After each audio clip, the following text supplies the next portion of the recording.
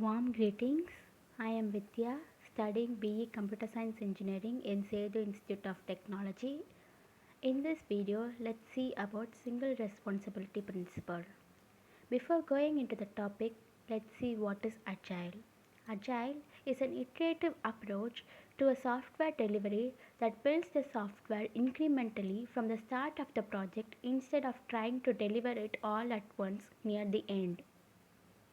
It works by breaking the projects down into little bits of user functionality called user stories, prioritizing them, and then continuously delivering them in a short 2-week cycles called iterations.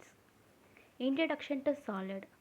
Solid principles are the design principles that enables us manage most of the software design problems. The term SOLID is an acronym for 5 design principles intended to make the software design more understandable, flexible, and maintainable. The principles are a subset of many principles promoted by Robert C. Martin. The SOLID acronym was first introduced by Michael Feathers. Here is what each letter in an acronym stands for. S stands for Single Responsibility Principle, O stands for Open Close Principle, L stands for Liskov Substitution Principle, I stands for Interface Segregation Principle, T stands for Dependency Inversion Principle. Single Responsibility Principle. Robert C. Martin expresses the principle as a class should have only one reason to change. Every module or class should have a responsibility over a single part of functionality provided by the software, and that responsibility should be entirely encapsulated by the class. Each class and module should focus on a single task at a time. Everything in the class should be related to that single purpose. There can be many members in the class as long as they are related to the single responsibility. With single responsibility principle, classes become smaller and cleaner and the code is less fragile. Now that we have seen about the single responsibility principle, but what do we achieve with the single responsibility principle is maintainability. When any enterprise system becomes big and their expected life cycle grows longer and longer, maintaining those systems becomes more and more complex and a day-to-day challenge. And also when the original team that develops are no longer available or when the documentation may be out of sync or even not present, all these factors influence the maintainability of the system along with the demanding need of upgrading the system with new features to meet the requirements of the system stakeholders. Testability. It is a good practice to have a test-driven development in the system development process itself. Loose coupling. We, we can address many of these requirements listed by ensuring that our design results in an application that loosely couples many parts that makes up the application. Loose coupling makes the application easier and safer to make any changes in one area of the system because each part of the system is largely independent of other. Flexibility and extensibility. Changing big next requirements very often during both the development of the application as well as it's been deployed to the production.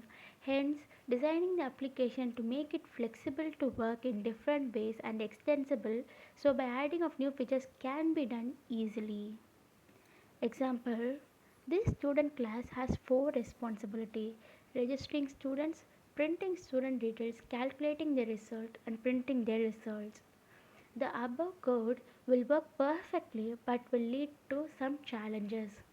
We can't make this code reusable for other classes or objects.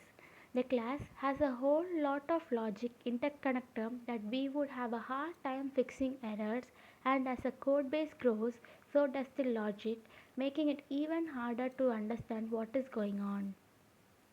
Now, imagine a new developer joining a team with this sort of logic, with a code base of about 2000 lines of code all congested in a one single class. It is a bit of a headache, right? So to solve this, we have separated each functionality in our program. We can call the class anywhere we want to use them in our code. Now that we have separated the logic, our code is easier to understand as each core functionality has its own class. We can test for errors more efficiently. The code is now reusable. Before, we could only use this functionality inside one class, but now they can be used in any class. The code is also easily maintainable and scalable because instead of reading the interconnected lines of codes, we have separated the concerns so we can mainly focus on the features we want to work on. If we have to follow the solid principles, but if we don't follow the solid principles, we may end up with a tight or strong coupling of code with many other modules or applications. Tight coupling causes time to implement any new requirement, features, or any bug fixes, and sometimes it creates unknown issues.